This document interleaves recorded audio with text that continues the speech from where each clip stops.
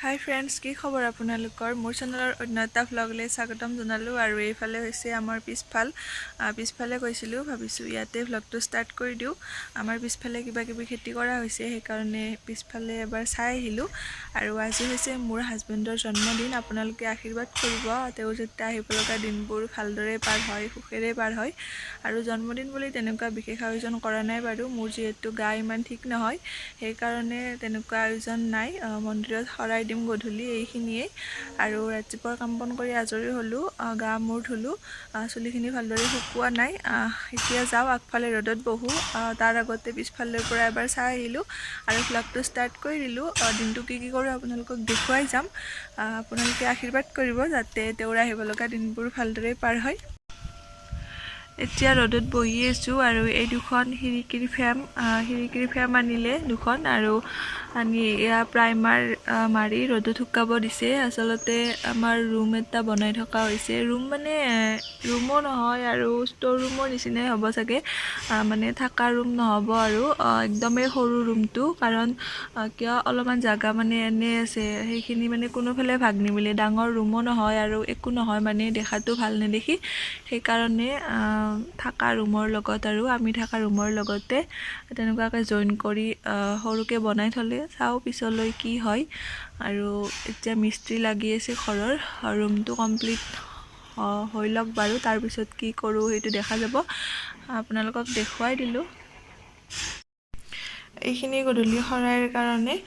আৰু এয়া নাৰিকলখিনি কাটা নাই বাৰু, কাটিব লাগিব। আৰু এইফালে এয়া বুট তিয়াই থোৱা হৈছে। আৰু কুঁহিয়াৰ গছত আছে, আমাৰ কুঁহিয়াৰৰ গছ আছে, বেছি নহয় বাৰু, অলপ আছে। কুঁহিয়াৰ আনিব লাগিব কাটি, আৰু নাৰিকলটো কাটিব লাগিব। এইখিনি আৰু গধূলিৰ কাৰণে। হাই ফ্ৰেণ্ডছ, ডাইৰেক্ট দুপৰীয়া ভাত বনাবলৈ আহিলোঁ। আৰু এয়া পানীলাও কুটি লৈছোঁ, দীঘলীয়াটো নহয়, যিটো গোল পানীলাও থাকে সেইটো। আৰু এইখিনি মই খাৰ দিম। খাৰতো বৰ বিশেষ একো নালাগে, মই মাছ ভাজা কেৰাহীটোতে সেইখিনি তেলতে জলকীয়া দিছোঁ, জলকীয়া অলপ হোৱাকৈ দিছোঁ। খাৰত জলকীয়া দিলে ভাল লাগে বেছিকৈ। আৰু এতিয়া এইখিনি মই লৰাই আছোঁ, আৰু একদম সহজ হয় বনাবলৈ। যদি এনেকৈ লাওৰ খাৰ খোৱা নাই, এবাৰ খাব। আৰু অমিতা যেনেকুৱাকৈ খাৰ দিয়ে তেনেকৈ খাৰ দিলেই হৈ যাব। আৰু এতিয়া এইখিনি মই লৰাই দিছোঁ। ইয়াত মই দিছোঁ প্ৰয়োজন অনুসৰি নিমখ আৰু হালধি দি এইখিনি মই ধুনীয়াকৈ লৰাই দিম। আৰু ইয়াত মই পানী ব্যৱহাৰ নকৰোঁ, কাৰণ যিহেতু পানীলাওৱে হয়, পানী নিদিলেও হ'ব। ইয়াত মই খাৰ দিম, ক'লা খাৰ, যিটো আমাৰ ঘৰতেই বনোৱা। আগৰ ভ্লগ এটাত মই দেখুৱাইছিলোঁ ক'লা খাৰ ঘৰত বনোৱা।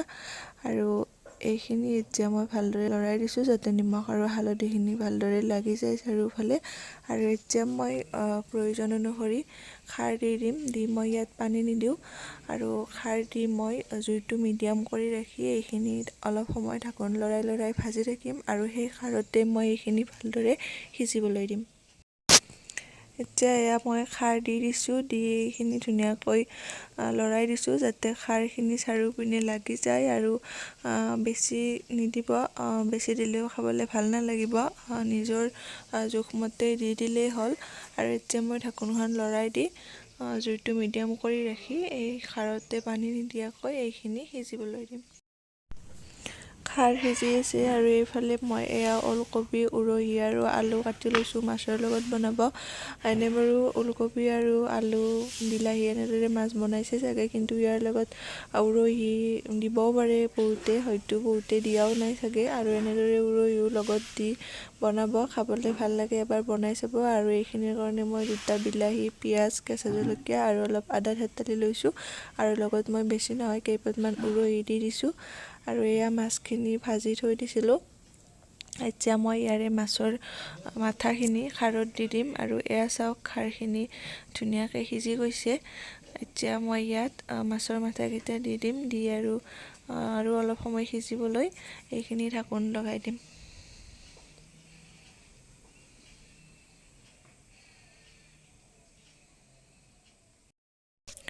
এয়া খাৰখিনি হৈ গৈছে। আৰু মাছৰ মাথাকেইটাও মই ভাঙি দিলোঁ। আৰু এয়া চাওক খাৰ ৰেডি, খাব পৰা হৈ গ'ল। যদি লাওৰ খাৰ আপোনালোকে এনেদৰে খোৱা নাই তেনেহ'লে এবাৰ খাব, বহুত ভাল হয় খাবলৈ।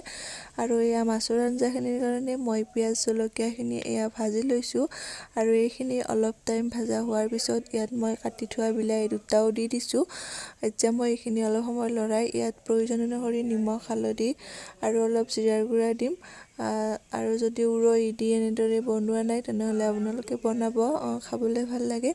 এতিয়া প্ৰয়োজন অনুসৰি দিছোঁ নিমখ, হালধি আৰু অলপ মই জিৰাৰ গুড়া দি দিছোঁ। দি এইখিনি মই জুইটো কমাই ৰাখি ভালদৰে লৰাই দিম যাতে বিলাহীখিনি অলপ সিজি যায়। 2 মিনিটমান সময় ভাজি থাকিম। এয়া বিলাহীখিনি সিজি গ'ল আৰু এতিয়া ইয়াত মই কাটি থোৱা ওলকবি, উৰহি আৰু আলু এইখিনি দি দিছোঁ। দি মই ভালদৰে লৰাই দিম যাতে বিলাহীখিনি আৰু মছলাখিনি ভালদৰে লাগি যায়। আৰু জুইটো কমাই ৰাখি এতিয়া মই এইখিনি অলপ সময় ভালদৰে ভাজি ল'ম। তাৰপিছত ইয়াত মই প্ৰয়োজন অনুসৰি পানী দি দিম। যদি আপোনালোকেও উৰহি দি বনোৱা নাই তেনেহ'লে এনেদৰে বনাই চাব এবাৰ। এতিয়া চাওক ইয়াৰ কালাৰ চেঞ্জ হৈ গ'ল আৰু এয়া আলুখিনিও সিজি গৈছে। আৰু এতিয়া ইয়াত মই প্ৰয়োজন অনুসৰি পানী দি দিছোঁ। দি এইখিনি মই জুইটো হাই কৰি দি এইখিনি উতলিবলৈ দিম। আঞ্জা উতলি আছে আৰু ইয়াত মই মাছখিনি দি দিছোঁ আৰু এতিয়া মই এইখিনি আৰু অলপ সময় উতলিবলৈ দিম। দি ইয়াত মই ওপৰত অলপ কেঁচা ধনিয়াৰ পাত কাটি দিম আৰু হৈ যাব আঞ্জা খাব পৰা। এয়া চাওক আঞ্জা হৈ গ'ল, দেখিছে আপোনালোকে। যদি এনেকুৱা উৰহি দি বনোৱা নাই এবাৰ বনাই খাব। দুপৰীয়া ভাত পানী খাই অলপ শুইছিলোঁ আৰু এতিয়া সন্ধিয়াৰ সময়। এয়া সন্ধিয়া মই মন্দিৰৰ চাকি জ্বলালোঁ আৰু এতিয়া ধূনা জ্বলাই চাৰিওপিনে ঘূৰাই দিছোঁ একবাৰ। আৰু এয়া বেলৰ তলৰ চাকিবোৰো দি দিলোঁ, আপোনালোকক অলপ দেখুৱালোঁ। আৰু আজি যিহেতু এখেতৰ জন্মদিন, আপোনালোকক কৈছোঁৱেই মন্দিৰত শৰাই দিম বুলি। জন্মদিন বুলি বৰ বিশেষ আয়োজন কৰা নাই আৰু মন্দিৰৰ শৰাইখনো দি দিলোঁ। আৰু বেছি আজি মই মোবাইলটো লৈ ভ্লগ কৰা নাই, বেছিভাগ ভইচ অভাৰে কৰিছোঁ। আৰু এয়া শৰাইখন দি দিছোঁ। ভইচ অভাৰ কৰাৰ কাৰণে আপোনালোকে বেয়া নাপাব, কাৰণ দিনটো টাইম মিলাব পৰা নাই, মিস্ত্ৰীও লাগি আছে ঘৰত।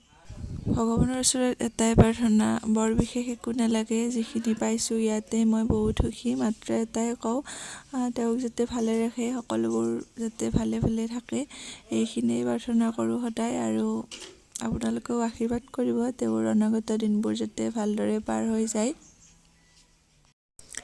মন্দিৰৰ পৰা আহিলোঁ আৰু এয়া শ্ৰীকৃষ্ণ গীতা আৰু হনুমান চালিকা এই দুখন মই উলিয়াই লৈছোঁ। এই দুখন অলপ পঢ়োঁ আৰু তেখেতৰ জন্মদিন বুলি নহয় বাৰু, এনেও মাজে মাজে এই দুখন কিতাপ মই পঢ়োঁ, কাৰণ এইখিনি সময়ত এনেকুৱা কিতাপ পঢ়িব লাগে বুলি শুনিছোঁ। আচলতে এইবিলাক ৰুমত আনিব নালাগে, কিন্তু মন্দিৰতে থ'লে বেছি ভাল। মন্দিৰতে থৈছিলোঁ বাৰু, কিন্তু এতিয়া যিহেতু মই তেনেকুৱাকৈ বেছি সময় তলত বহি থাকিব নোৱাৰোঁ, সেইকাৰণে ৰুমতে আনি মই ধুনীয়াকৈ ৰাখি থৈছোঁ। এইখিনি ভাল জেগাতে থৈছোঁ আৰু এতিয়া মই চোফাখনত বহিয়ে অলপ এইখিনি পঢ়ি লৈছোঁ। এতিয়া এয়া খুৰীহঁতৰ চোতালত জুই ধৰিছে আৰু সেইকাৰণে মই এয়া জুইখিনি দেখি আহিলোঁ। এনেই বাৰু জুই নোপোৱাও, কিন্তু মোৰ পৰহিৰ পৰা ভৰিৰ বিষ হৈ আছে, কি কাৰণত নাজানো। সেইকাৰণে ভাবিছোঁ ভৰি দুখন অলপ জুইৰ তাপ লগালে চাগে ভাল হয়েই, সেইকাৰণে ইয়াত আহিলোঁ। আহি আৰু এয়া খুৰাহঁত এনেকুৱাকৈ বহুত মানুহ আছে বাৰু কথা পাতি, সেইকাৰণে ইয়াতে অলপ বহি ভৰি দুখন সেকি দিছোঁ।